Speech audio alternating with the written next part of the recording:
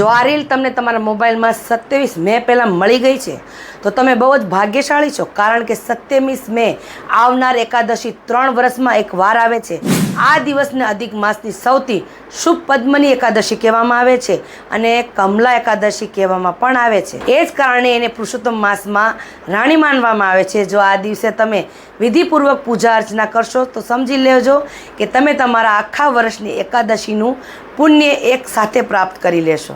રોકાયેલું ધન હોય, સંતાન પ્રાપ્તિના આશા હોય, સુખ પ્રાપ્તિ હોય કે મહેનત કર્યા બાદ પણ તમને સફળતા ન મળતી હોય, સમાજમાં પરિવારમાં માન સન્માન પ્રતિષ્ઠા ન મળતી હોય તો તમારે ભગવાન વિષ્ણુજીની કૃપા તમારા જીવનની દિશા બદલાવી શકે છે, કૃપા કરી શકે છે।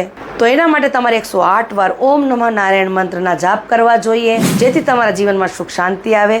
તો વિડીયોને 27 મે પહેલાં વધુમાં વધુ શેર જરૂર કરી દેજો અને અંતમાં જય વિષ્ણુદેવ જરૂર લખી દેજો।